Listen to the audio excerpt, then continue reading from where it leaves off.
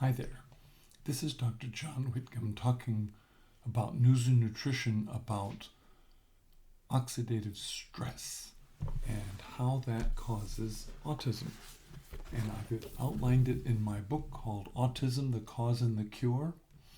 And we're going to go into some detail so you understand it. What is oxidative stress? It's actually a fairly simple idea. Our cells are powered by little energy factories called mitochondria. Heart cells are 1/3 mitochondria because they're working so hard, but so are brain cells. They're about 1/3 mitochondria, 5,000 mitochondria per brain cell.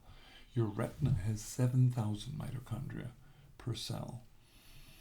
And they produce a lot of energy, and they do it in a very nuanced, delicate fashion. There's about 1,300 different proteins in mitochondria that are all part of the delicate electron transport chain. There's like 5 main complexes.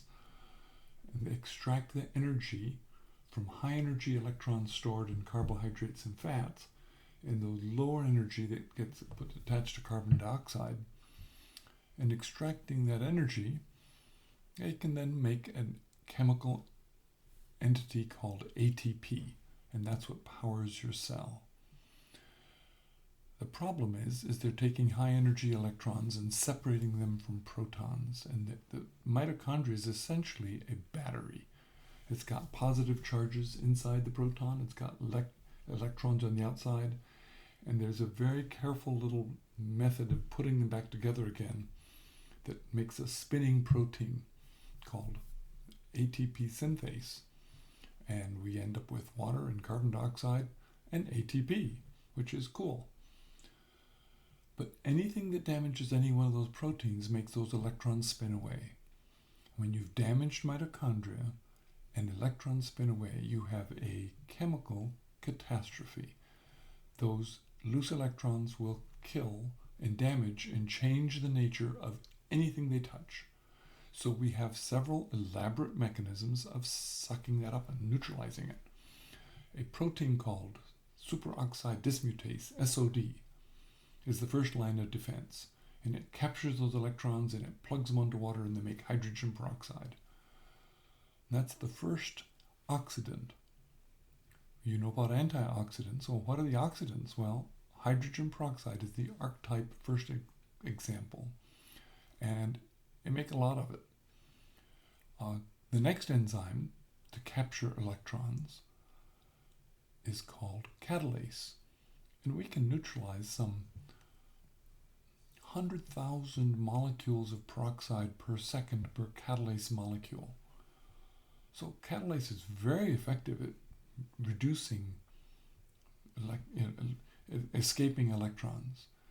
But if that isn't enough, if you look at kids with autism, their catalase level is dramatically changed.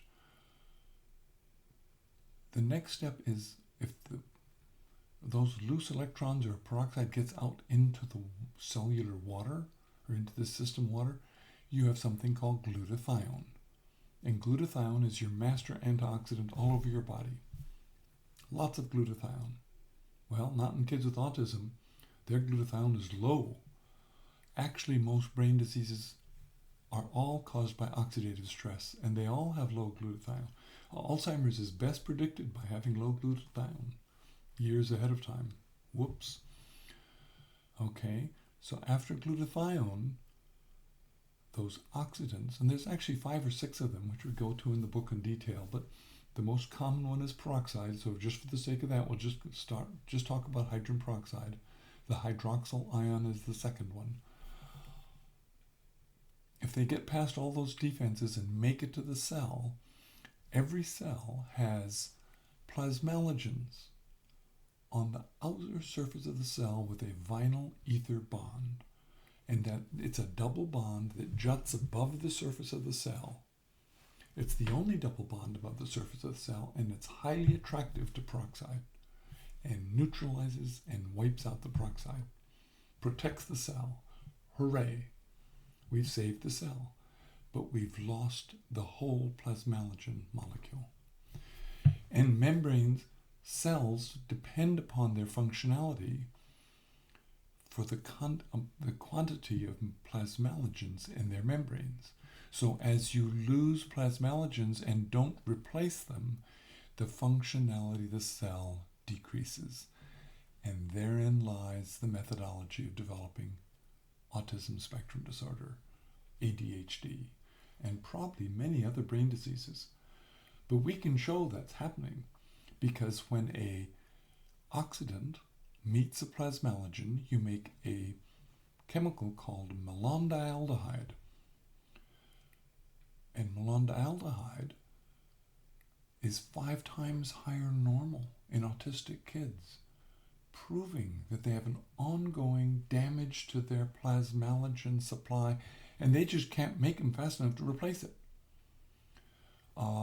Siblings of autistic kids also have elevated malondialdehyde, just not as high as the sick kids. And the problem with malondialdehyde is it turns on microglia, which are the white cells of your brain.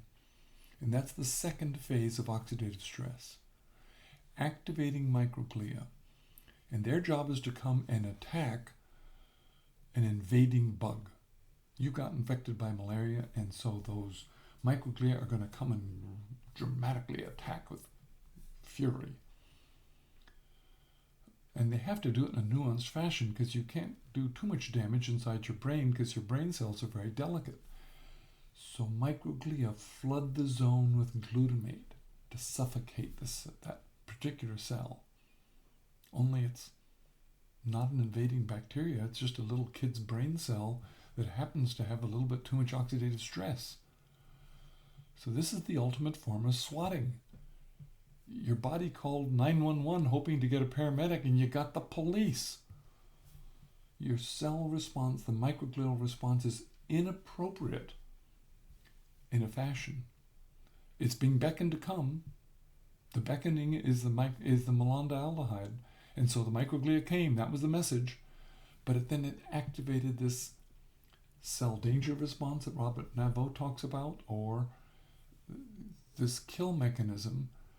And the problem is when you flood the zone with glutamate in a water bath, and you're trying to damage this cell, you then damage the cell next door.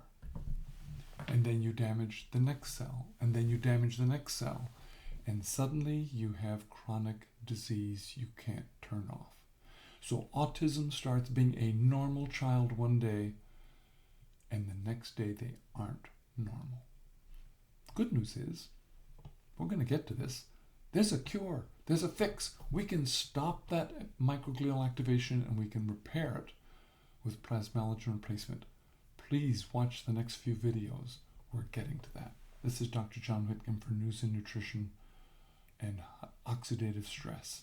Escaping electrons, microglial activation, swatting, it's a big problem.